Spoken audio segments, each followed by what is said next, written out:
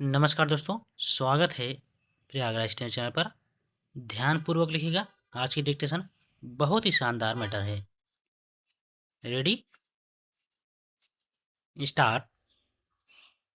महोदय, इस समय सरकार के प्रमुख उद्देश्यों की पूर्ति के लिए अपनाए जाने वाले सामाजिक और आर्थिक उपायों के बारे में बताया जाएगा।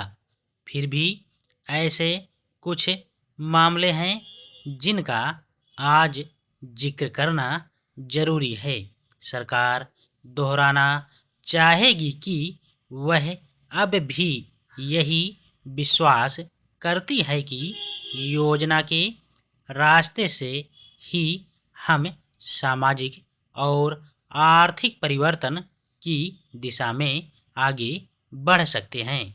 हमें राष्ट्र के निर्माण का महान कार्य फिर से दुगने उत्साह से शुरू करना होगा, ताकि आने वाली पीढ़ियां खुशहाल और बेहतर जिंदगी की आशा कर सकें।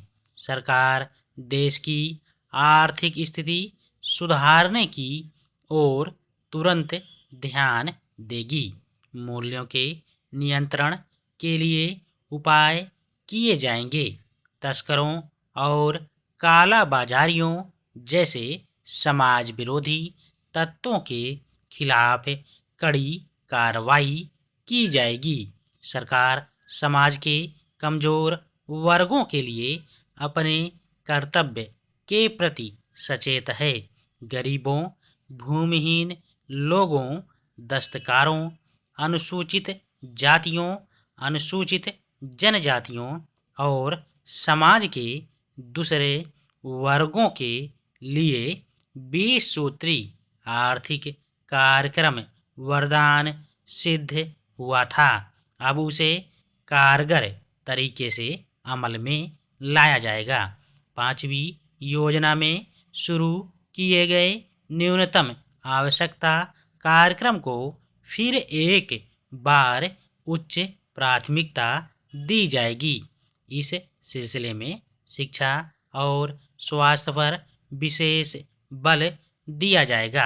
सरकार की यह नीति होगी कि कृषि और ग्रामीण विकास को उच्चतम प्राथमिकता दी जाए, जिससे छोटे और सीमांत किसानों तथा खेतीहर मजदूरों को मदद देने पर खास जोर दिया जाएगा। व्यापक सूखे के कारण पैदा हुई मुसीबत को कम करने की ओर तत्काल ध्यान दिया जाएगा।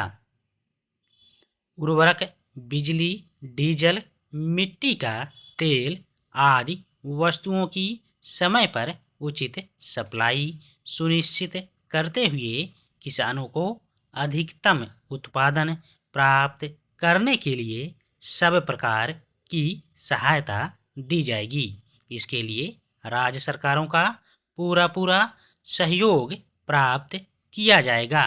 सरकार का यह प्रयत्न होगा कि किसान को अपनी उपज का उचित लाभकारी मूल्य अवश्य मिल सके। कृषि के सतत विकास की व्यवस्था करते हुए सरकार तिलहनों जैसी वस्तुओं के उत्पादन की तरफ ज़्यादा ध्यान देगी, ताकि इस प्रकार की जरूरी चीज़ों के लिए हमें दूसरे देशों का आसरा ना लेना पड़े।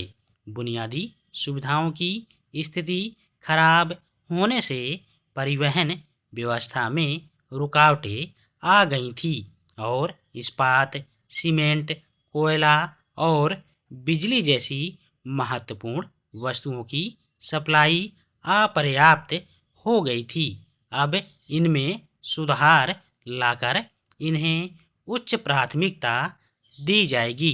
लगातार देखभाल तथा ठीक वक्त पर सही कार्रवाई करके यह सुनिश्चित किया जाएगा कि रेलों और जहाज़ों द्वारा यातायात के कामों में दक्षता रहे और बंदरगाहों पर माल की शीघ्र निकासी हो। धन्यवाद।